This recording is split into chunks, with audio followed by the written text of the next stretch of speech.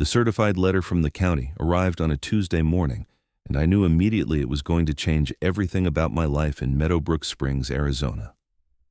My name is Connor Walsh, and I had just become the most powerful homeowner in a community of 350 families. The letter confirmed what the previous owner had casually mentioned during our closing. My property at 4782 Saguaro Ridge Drive held the only commercial zoning designation in the entire Meadowbrook Springs subdivision. It was a grandfather clause from 1987, before the HOA existed, when this land had been part of a failed strip mall development. The developer went bankrupt. Most of the land got rezoned residential, but somehow my 2-acre lot kept its C2 commercial status. I sat on my back patio, reading through the county documents for the third time. The implications were staggering. Anyone wanting to run a business from their home in Meadowbrook Springs would need commercial zoning approval. Since I held the only commercially zoned property, and since Arizona law required commercial ventures to either have their own commercial zoning or written permission from a commercially zoned neighbor within the same planned development, every single business proposal would have to go through me. My phone rang. The caller ID showed Deborah Hutchins, HOA president. I answered cautiously. Hello? Mr. Walsh, this is Deborah Hutchins from the Meadowbrook Springs HOA board. We need to discuss your property immediately. Her voice had that particular pitch I had learned to recognize in my 3 months living here. Sharp, entitled, and used to getting its way. I had seen Deborah at 2 HOA meetings. A 52-year-old woman with an asymmetrical blonde bob who wore athleisure like it was formal wear and carried a designer handbag everywhere, even to check her mailbox. Well, what about my property? I asked. We have received notice from the county about your commercial zoning status. This is completely unacceptable for a residential neighborhood. The board demands you apply for rezoning immediately. I took a sip of my coffee. The zoning is legal and predates the HOA by 8 years. I am not changing it. Excuse me? Her voice went up an octave. Do you understand what kind of precedent this sets? People could open businesses, stores, all sorts of inappropriate commercial activities right in our neighborhood. Not unless I give them permission, I said calmly. The C2 zoning is specific to my lot. But if someone else wants to operate a business from their home, Arizona law requires them to have approval from a commercially zoned property owner in the same planned development. That would be me.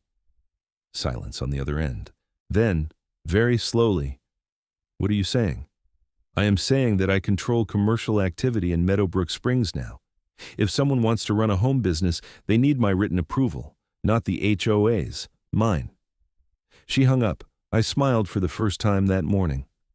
3 days later, my first visitor arrived. Her name was Patricia Mendez, and she lived 4 streets over. She was a graphic designer who wanted to register her freelance business properly for tax purposes. Under the HOA rules, home businesses were technically prohibited, but people ran them anyway under the table. Patricia wanted to do things legally. I spoke to a lawyer, she said, sitting in my living room. He confirmed that I need approval from a commercially zoned property in the development. You are the only one. The HOA doesn't know you are here? I asked. No, and I would prefer to keep it that way. Deborah Hutchins has denied every single home business request for the past 6 years. She thinks they lower property values. I considered this. I will approve your business on 3 conditions. First, you operate quietly and professionally. Second, if the HOA comes after you, I will provide documentation supporting your right to operate. Third, you pay me a one-time filing fee of $500 to cover my administrative costs. Patricia's eyes widened. That's more than reasonable. The lawyer wanted $2,000 just to fight the HOA.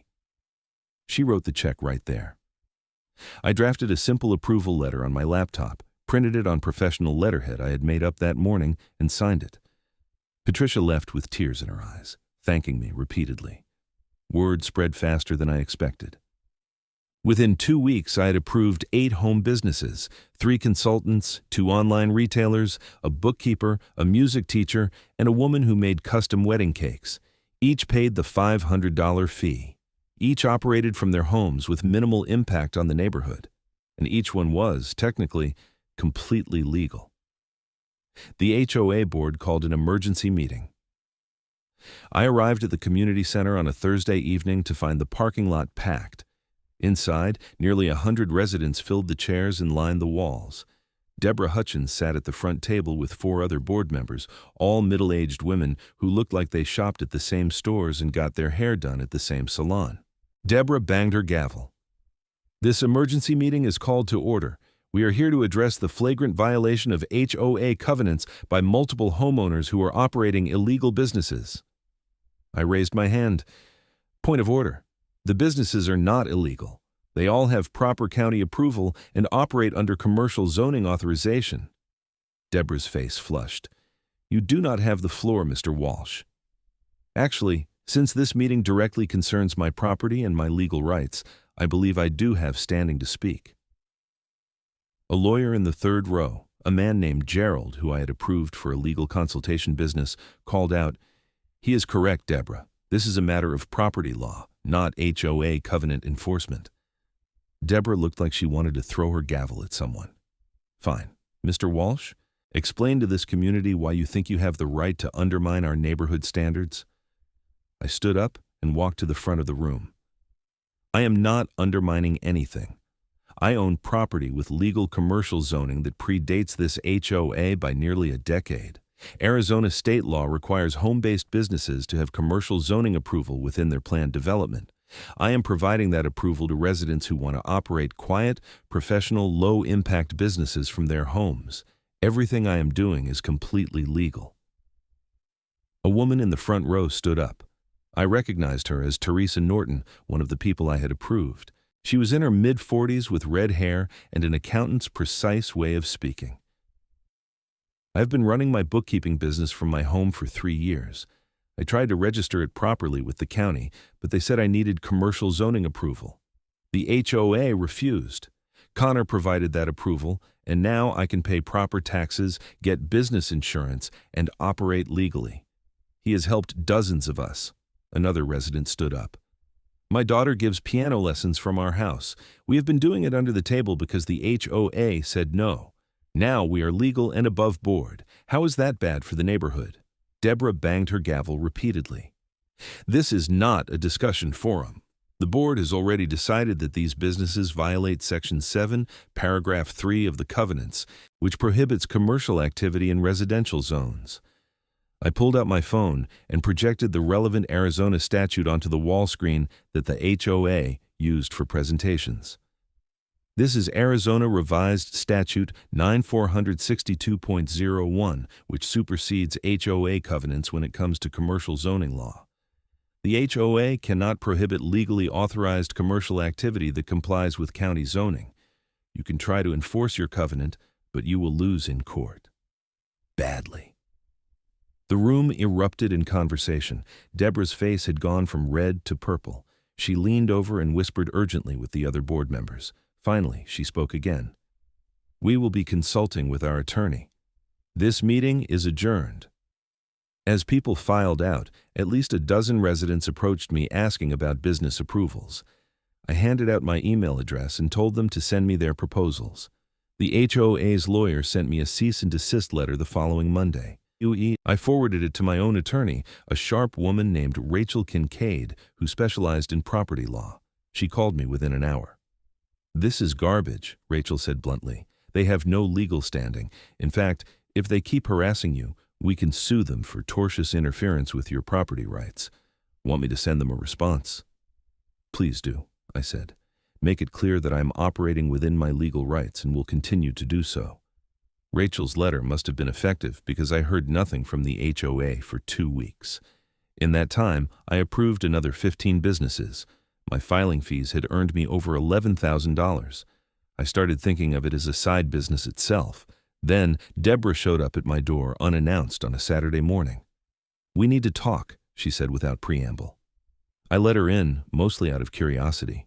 She sat on my couch like she was perching on a throne, her back rigid, her handbag clutched in her lap. "You are destroying this neighborhood," she said. "I am helping people operate legal businesses from their homes, small businesses that have zero impact on property values or quality of life. You are doing this to spite the HOA. I am doing this because it is legal and profitable. The spite is just a bonus." Her jaw clenched. What do you want? Excuse me? Everyone wants something. Money, a position on the board. What will it take for you to stop approving these businesses? I leaned back in my chair. You are asking me to give up my legal property rights and a lucrative revenue stream. What could you possibly offer that would make that worthwhile? Name your price, I laughed. There is no price. This is not about money, Deborah. This is about the fact that you and your board have been running this neighborhood like a fiefdom for years. You deny reasonable requests, you fine people for trivial violations, you make life miserable for anyone who does not conform to your vision of suburban perfection. I am not giving you control over my property rights. She stood up abruptly. You have made an enemy of the wrong person, Mr. Walsh. Is that a threat? It is a statement of fact. She walked out, slamming my door hard enough to rattle the frame. The harassment started 3 days later. I received a violation notice for having my trash cans visible from the street after 7 a.m. on collection day. I had put them out at 6:55 a.m., and they were empty and back in my garage by 8 a.m. Then I got a notice about my front yard grass being a 1/4 inch too tall. Then a notice about my house number not being the approved font size. I documented everything. Rachel told me to keep records because it was clearly targeted harassment. Other homeowners who I had approved for businesses started receiving similar violations. Teresa Norton got cited for having a wreath on her door that was not on the approved decoration list. Gerald the lawyer got cited for parking his car in his own driveway instead of his garage. The HOA board was retaliating, and they were not being subtle about it.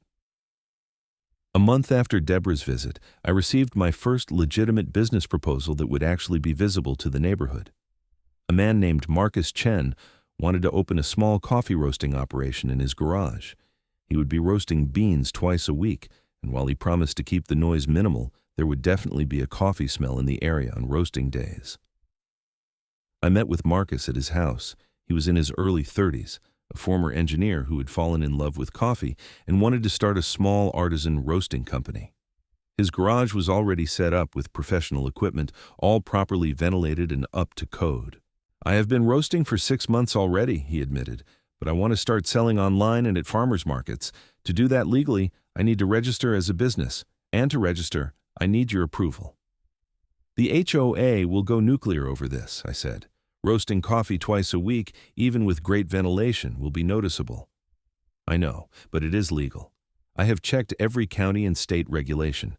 The equipment is commercial grade, the ventilation exceeds code requirements, and I have liability insurance. I am willing to limit roasting to Tuesday and Thursday afternoons, and I will maintain logs of all operations. I just need your signature. I thought about it. This would be a direct challenge to the HOA. Up until now, all the businesses I had approved were essentially invisible to neighbors.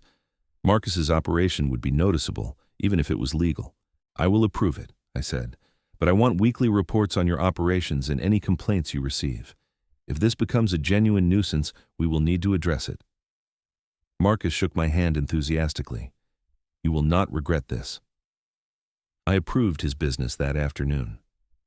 3 days later, when Marcus did his first official roast as a licensed business, the smell of fresh coffee beans wafted through the neighborhood. It actually smelled amazing, like walking past a cafe on a cool morning. The HOA called an emergency meeting for that same evening.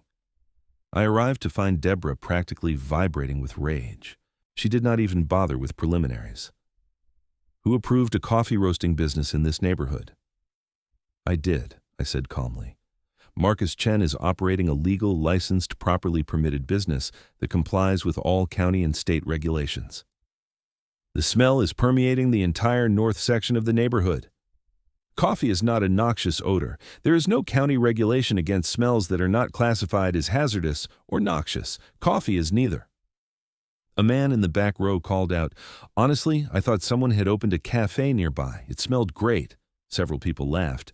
Deborah's face turned the color of a fire hydrant. This is not funny. Today it is coffee. Tomorrow it could be an auto body shop or a manufacturing plant. No, it could not, I said. C2 zoning has specific restrictions on the types of businesses allowed. Heavy manufacturing, auto repair, anything involving hazardous materials, all prohibited. I am not approving anything that would genuinely harm the neighborhood, but a guy roasting coffee beans in his garage twice a week, that is perfectly reasonable. Teresa Norton stood up again. I have been keeping track. Connor has approved 42 businesses in the past 2 months.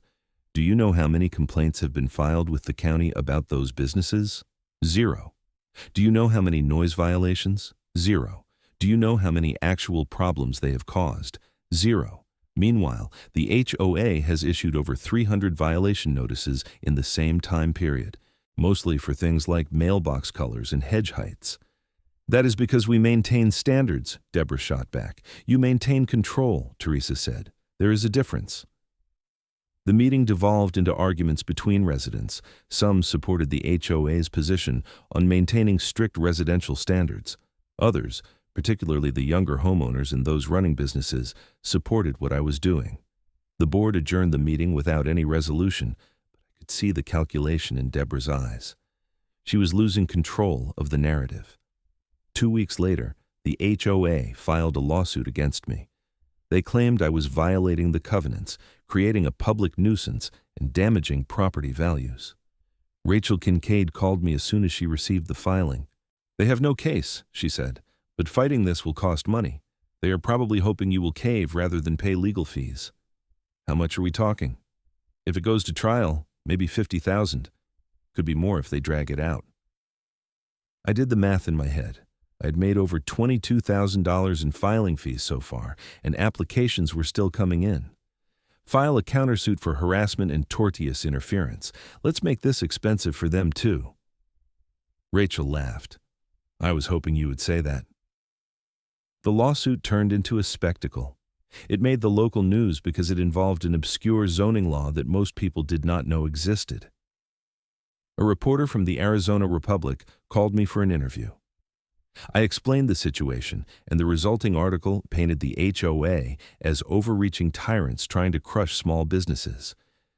The HOA's position got worse when 3 residents came forward with their own stories of HOA harassment unrelated to businesses. One couple had been fined repeatedly for having solar panels that were visible from the street, even though Arizona law protected their right to have them. Another family had been cited for allowing their teenage son's friends to park on the street during a birthday party. The more people talked, the worse the HOA looked. Deborah doubled down. At the next monthly meeting, she proposed a special assessment of $1,500 per household to fund the legal battle against me. The room erupted in chaos. "You want us to pay to take away our neighbors' rights to run small businesses?" someone shouted. "This is insane," another voice called. "Half my neighborhood smells like fresh coffee twice a week, and I love it." The vote failed spectacularly. Out of 140 residents present, only 18 voted in favor of the special assessment. It was the first time in 6 years that Deborah had lost a vote. She stormed out of the meeting without adjourning it. One of the other board members, a nervous woman named Linda, awkwardly banged the gavel and declared the meeting over. After that, things got weird. Someone spray-painted "tyrant" on my garage door. My mailbox was smashed twice in 1 week. I filed police reports for both incidents. The Gilbert Police Department sent an officer to take statements, and I showed him my documentation of the HOA harassment. The officer, a middle-aged guy named Rodriguez, looked through everything and shook his head. "I have seen HOA disputes get ugly," he said, "but this is next level. You have cameras?" I installed them after the first mailbox incident. "Good. If you catch anyone vandalizing your property, we will prosecute." The cameras paid off 3 nights later. At 2:15 a.m., a figure in dark clothing approached my house and threw a rock through my front window. The camera captured everything, including the face when the person looked up at the motion-activated light. It was not Deborah. It was her husband, Kenneth Hutchins, a middle-aged man with a receding hairline who worked in pharmaceutical sales. I called the police immediately. Officer Rodriguez arrived with another officer, and I showed them the footage. They watched it twice, then went to the Hutchins house. I watched from my doorway as they knocked, spoke to someone inside, and eventually led Kenneth out in handcuffs. Deborah appeared in her doorway, screaming at the officers that this was harassment, that they were conspiring with me, that she would have their badges. The officers ignored her and put Kenneth in the patrol car. The charges were criminal damage to property, a misdemeanor that could become a felony depending on the cost of repairs. My window would cost $800 to replace, which put it right at the threshold. Kenneth posted bail the next morning, but the damage was done. The neighborhood Facebook group exploded with discussions about the HOA president's husband vandalizing a resident's home. Several people called for Deborah's resignation. She responded by claiming I had somehow doctored the video, which was ridiculous, and made her look even worse. The lawsuit deposition started in August. Rachel deposed Deborah first, and I sat in on the session. Under oath, Deborah had to admit that the HOA had no legal authority to override state zoning laws. She had to admit that none of the businesses I approved had generated legitimate complaints. She had to admit that the violation notices sent to me and other business owners were unusual in their frequency and pettiness. By the end of the deposition, the HOA's lawyer looked like he wanted to be anywhere else. When we broke for lunch, he pulled Rachel aside and asked about settlement discussions. They want to settle, Rachel told me afterward. My guess is their lawyer told them they are going to lose badly, and it will cost them more in legal fees than just dropping the case. What are they offering? They drop the lawsuit, you agree not to sue them, and everyone goes back to their corners. No, I said. I want them to issue a formal acknowledgement that my commercial zoning is legal and that homeowners have the right to apply for business approvals through me. And I want Deborah off the board. Rachel raised an eyebrow. That last part might be hard to enforce. Then I want a recall election scheduled. Let the neighborhood decide if they want her as president. Rachel went back to negotiate. The HOA's lawyer countered. They would acknowledge my zoning rights and schedule a recall election, but they would not force Deborah to resign. I accepted. The recall election was scheduled for October 15th.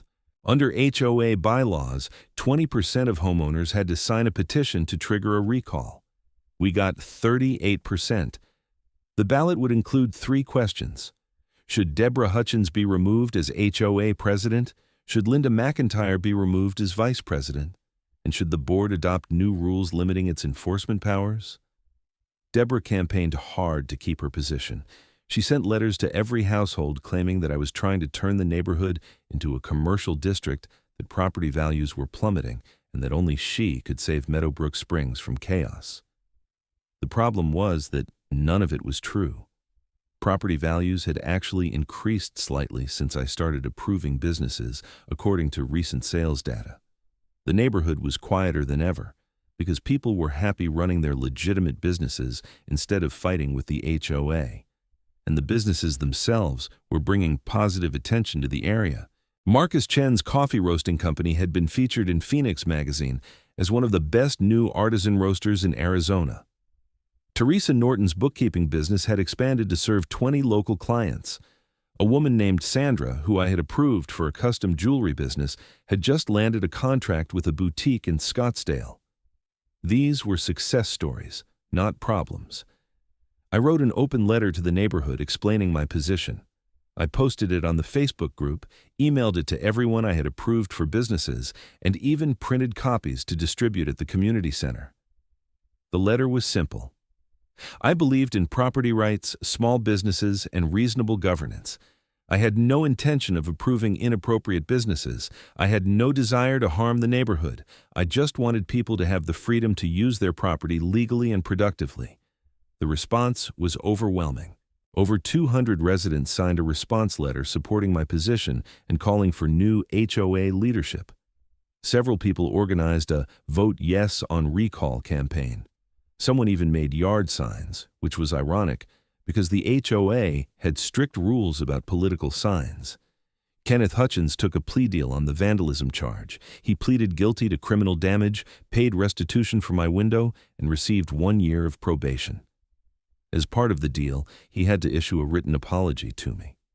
It arrived in the mail 3 days before the election, a single paragraph acknowledging his actions and apologizing for the damage. Deborah's credibility was destroyed. Her husband had committed a crime against a homeowner in a dispute she had started. No amount of campaigning could overcome that. The recall election results were decisive. 72% voted to remove Deborah as president, 68% voted to remove Linda, and 81% voted to adopt new enforcement rules that limited the board's ability to issue violations for minor infractions. Deborah showed up at the next HOA meeting, which she was required to do to officially turn over her duties. She looked like she had aged 10 years and 2 months. Her hair was not styled, her clothes were wrinkled, and she had dark circles under her eyes. When it came time for her to speak, she walked to the podium and simply said, "I hereby resign as president of the Meadowbrook Springs HOA board, effective immediately." Then she walked out. The new board president was a retired engineer named Robert Chen, Marcus's father. He was calm, reasonable, and had no interest in micromanaging people's lives. One of his first actions was to establish a formal process for home business approvals that worked in conjunction with my commercial zoning authority. If someone wanted to run a business, they would submit their proposal to both the new HOA business committee and to me. If we both approved, they could operate.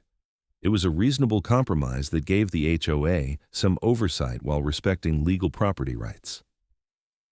I approved 68 businesses in my first year in Meadowbrook Springs. My filing fees totaled over $34,000, which I used to renovate my house and invest in my own consulting business. More importantly, I had helped dozens of people pursue their entrepreneurial dreams legally and safely. The neighborhood changed in subtle ways. More people started small businesses. The HOA focused on actual community building instead of enforcement. Property values increased by an average of 8%, well above the regional average. The local news ran a follow-up story calling Meadowbrook Springs Arizona's most business-friendly neighborhood. Marcus's coffee business expanded to the point where he needed to move to a commercial facility, but he credited his success to being able to start small and legal in his garage. Teresa Norton was eventually elected to the HOA board herself. Several other business owners I had approved became active in neighborhood leadership. As for Deborah, she and Kenneth moved out of Meadowbrook Springs 6 months after the recall election. I heard they relocated to a condo in Tempe, far away from HOA politics. I never spoke to her again after that final meeting. On the 1-year anniversary of receiving that county letter, I sat on my back patio and reflected on everything that had changed. I'd bought a house in a random Arizona subdivision expecting a quiet life. Instead, I'd ended up at the center of a legal battle that reshaped how an entire community operated. The irony was not lost on me. A quirk of zoning law from 1987 had given me extraordinary power over commercial activity in my neighborhood.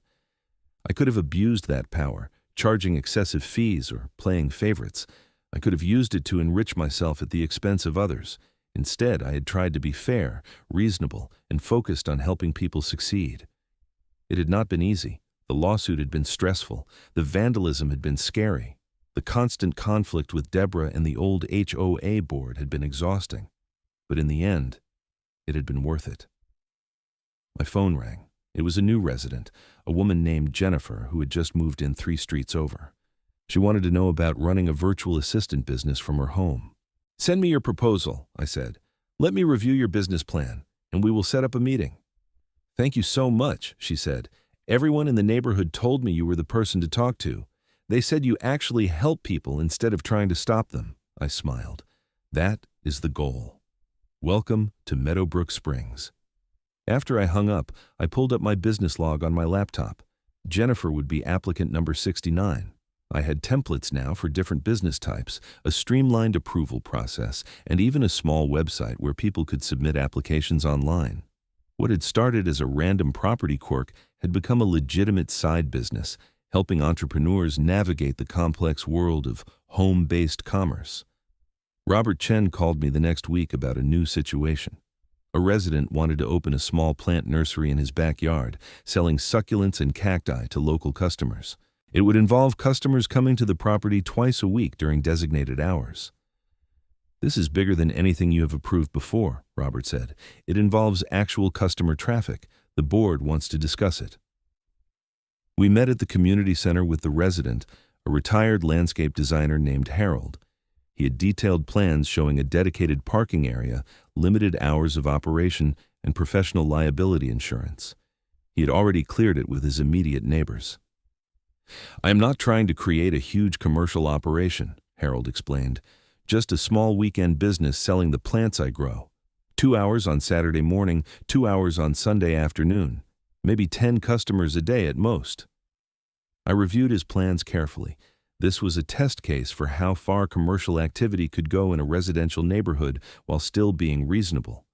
Too much traffic would genuinely impact quality of life. But Harold's proposal was measured and thoughtful. "I will approve it on a 6-month trial basis," I said. "We monitor traffic, noise, and any complaints. If it works well, we make it permanent. If there are problems, we revisit the approval." Robert nodded. "That seems fair. The board will put it to a vote, but I think it will pass." The board approved Harold's nursery 5-2. The 2 opposing votes came from former allies of Deborah, who still clung to the idea that any commercial activity would destroy the neighborhood. Harold's nursery opened the first weekend of December. I stopped by Saturday morning to see how it was going. There were maybe 8 people browsing his impressive collection of desert plants. Everyone was quiet, respectful, and genuinely interested in Harold's expertise. It felt more like visiting a friend's garden than shopping at a commercial nursery. "This is perfect," I told Harold. "Exactly the kind of thing that works in a residential setting." He grinned. "I have you to thank. No way the old board would have allowed this." Christmas came and went. I spent the holiday with my family in Flagstaff, explaining the bizarre year I had experienced. My brother, an attorney in corporate law, was fascinated by the zoning technicalities. My sister, a small business owner herself, loved the idea of helping entrepreneurs get started legally. "You basically created an incubator in your own neighborhood," she said. "That is actually brilliant." I had not thought of it that way, but she was right. By providing a legal pathway for home businesses, I had created an environment where people could test ideas, build companies, and pursue their passions with minimal risk and overhead.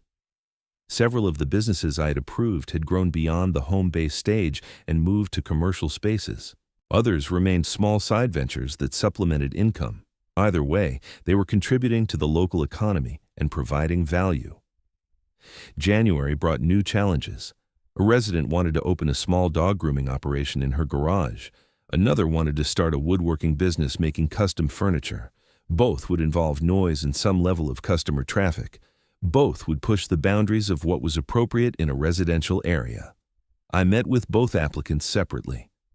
The dog grooming proposal was solid, appointment only, specialized ventilation, soundproofing, and neighbors had already approved. I gave it a green light with restrictions on hours of operation. The woodworking business was trickier. Power tools in a residential garage could be genuinely disruptive. But the applicant, a skilled craftsman named Tom, had a detailed noise mitigation plan and agreed to only operate during specific afternoon hours on weekdays when most neighbors were at work. He also agreed to monthly noise monitoring. I approved both, but I was getting nervous about scope creep. At what point did helping small businesses cross the line into allowing too much commercial activity? It was a question I wrestled with constantly. The new HOA board, to their credit, was thinking about the same thing. Robert Chen organized a town hall meeting to discuss commercial activity standards. Over 100 residents attended. The discussion was remarkably civil. Some people wanted stricter limits, others wanted more freedom. Most people wanted clear rules so everyone knew what was acceptable. By the end of the meeting, we had consensus on several principles. Businesses should be low-impact, owner-operated, and compatible with residential character. Customer traffic should be minimal, noise should be controlled, and every approval should include neighbor notification and feedback. I drafted a formal set of approval criteria based on the town hall discussion. The HOA board voted to adopt it as official policy.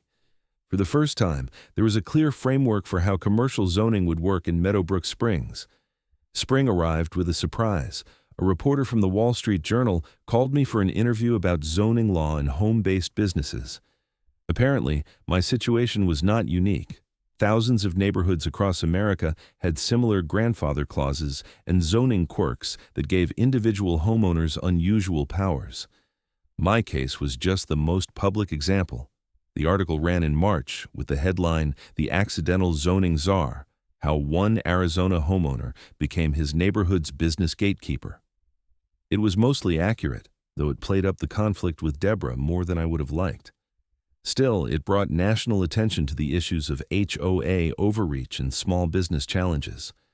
I started getting calls from other homeowners in similar situations. A man in Texas had commercial zoning on his property and wanted advice. A woman in Colorado was fighting her HOA over business restrictions. I found myself becoming an accidental expert on residential zoning law and HOA governance. Rachel Kincaid, my attorney, suggested I formalize my consulting services. "You are already helping people navigate this stuff. Might as well get paid for it beyond your neighborhood." I created a website and started offering remote consultations. It was not a huge business, but it brought in steady income and let me help people across the country deal with similar issues. The first year, I had 43 consulting clients in 16 states. Back in Meadowbrook Springs, life settled into a new normal. I was approving about 5 to 8 new businesses per month. The HOA board was functioning well under Robert's leadership. Property values continued to climb. And most importantly, people felt like they had control over their own properties and futures. Teresa Norton's bookkeeping business hit 50 clients. Marcus Chen's coffee company started distributing to local grocery stores.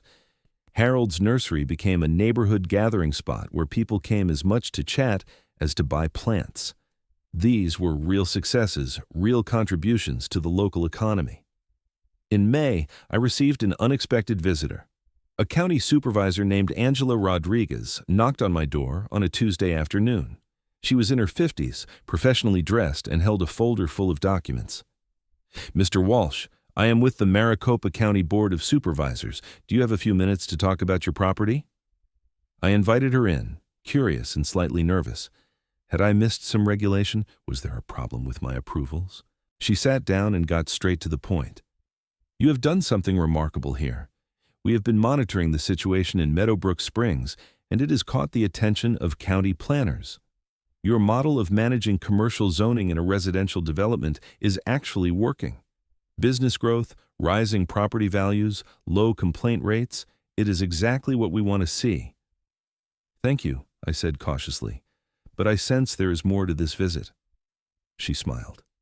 "We are considering updating our zoning laws to create formal procedures for situations like yours. Grandfather clauses, overlapping jurisdictions, home business regulations. We would like your input on what works and what does not." Over the next 2 hours, I walked her through everything I had learned: the importance of clear criteria, the need for neighbor input, the balance between encouraging entrepreneurship and protecting residential character. She took detailed notes and asked thoughtful questions. "Would you be willing to serve on a county advisory committee?" she asked as she was leaving. "We are forming a task force on residential zoning reform. Your experience would be invaluable." I agreed. It seemed like a natural extension of everything I had been doing. The advisory committee met once a month for 6 months. We had county planners, HOA representatives, small business advocates, and homeowners like me. The discussions were technical and sometimes tedious, but they resulted in real policy changes. Maricopa County adopted new rules that protected property rights while giving HOAs reasonable oversight of home businesses. It was not perfect, but it was better than the confused mess that had existed before. My involvement with the county led to speaking engagements. I spoke at a planning conference in Tucson about zoning and property rights. I gave a presentation to the Arizona Association of Realtors about commercial zoning disclosure. I even did a webinar for a national HOA management company about balancing enforcement with individual freedom. None of this was what I expected when I bought a house in Meadowbrook Springs. I'd wanted a quiet place to live while I built my consulting business. Instead, I'd become a minor public figure in the worlds of zoning law and HOA governance. 2 years after receiving that initial county letter, I sat in my backyard and counted the impact. I'd approved 137 businesses in Meadowbrook Springs. Those businesses had generated an estimated $2.3 million in local economic activity. They had created over 40 full-time equivalent jobs. They had contributed to a 12% increase in average property values, well above regional averages. More importantly, I had helped hundreds of people pursue their dreams. The music teacher who had expanded to 25 students. The graphic designer who had landed a contract with a major Phoenix company. The retiree who turned his hobby into a small income stream. These were real people with real aspirations, and I had been able to help them navigate the complex legal landscape to achieve success. The old HOA board, led by Deborah, would have blocked every single one of them. In their world, control was more important than freedom, conformity was more important than opportunity. They had seen home businesses as threats rather than assets. The new board understood that a neighborhood was made up of individuals with individual needs and dreams. Their job was not to control people, but to create an environment where everyone could thrive. It was a subtle but crucial difference in philosophy. My phone rang. Another business application, this time from a resident who wanted to start a small photography studio in their converted garage. I pulled up my template, scheduled a consultation, and started the process I had refined over 100 times. Some people might see what I did as wielding power. I saw it as providing service. I had a legal privilege due to a zoning quirk, and I used it to help others. I charged fees to cover my time and administrative costs, but I never gouged anyone or played favorites. I established clear criteria and applied them fairly. And most importantly, I remembered that behind every application was a person trying to build something meaningful. The months passed and Meadowbrook Springs continued to evolve. More businesses opened. The HOA board adopted even more progressive policies. The neighborhood gained a reputation as an innovative, business-friendly community. Real estate agents used it as a selling point. On the third anniversary of my initial county letter, the Meadowbrook Springs HOA threw a community celebration. It was nominally about the neighborhood's 20th anniversary, but everyone knew it was really about celebrating the changes of the past 3 years. Robert Chen gave a speech thanking everyone who had contributed to the transformation. He specifically mentioned my role in opening up opportunities for home businesses. The applause was genuine and warm. Teresa Norton presented me with a plaque on behalf of the business owners I had approved. It read, "To Connor Walsh, who turned a zoning quirk into an opportunity for dozens of entrepreneurs. Thank you for believing in us." I was not usually emotional about these things, but I will admit my throat tightened a bit. These were not just clients or applicants. They were neighbors, friends, and fellow community members. We had built something together that was bigger than any one person. Harold brought fresh-cut flowers from his nursery. Marcus provided coffee from his roasting company. A caterer who I had approved for a home-based party planning business donated the food. It was a showcase of local talent and entrepreneurship, all made possible by legal reforms and reasonable governance. As the sun set over the Sonoran Desert and the party wound down, I found myself talking with a new resident who had just moved in. She was asking about starting a tutoring business from her home. "Everyone says you are the person to talk to," she said. "They say you actually care about helping people, not just collecting fees." I smiled. "Send me your business plan. Let's see if we can make it work." That conversation, repeated hundreds of times over 3 years, was the real story of what happened in Meadowbrook Springs. It was not about zoning laws or HOA battles, though those things mattered. It was about creating space for people to pursue their potential. It was about choosing freedom over control, opportunity over restriction, and community over conformity. I held the only commercial zoning in the HOA neighborhood, and every business proposal went through me. But I never saw it as power over others. I saw it as responsibility to others. The previous owner could have exploited the situation or ignored it entirely. Deborah and the old HOA board would have used it to maintain their iron grip on the neighborhood. I chose a different path. I chose to help people build businesses, create value, and pursue their dreams. I charged fair fees, established clear standards, and applied them consistently. I worked with the HOA board instead of against it, and in the process, I helped transform a neighborhood from a place of restriction to a place of possibility. 3 years later, Meadowbrook Springs was thriving. Businesses were successful, property values were up, community engagement was high, and the HOA was focused on actual community building instead of petty enforcement. It all started with a certified letter on a Tuesday morning confirming a zoning designation I did not even know I had. It ended with a neighborhood transformed, hundreds of entrepreneurs empowered, and a legal framework that protected both individual rights and community standards. I never wanted to be a zoning czar or an HOA revolutionary. I just wanted to use my property rights to help my neighbors. Sometimes the most powerful thing you can do is simply enable others to succeed. That was the real lesson of my 3 years in Meadowbrook Springs, and it was one I would carry forward for the rest of my life.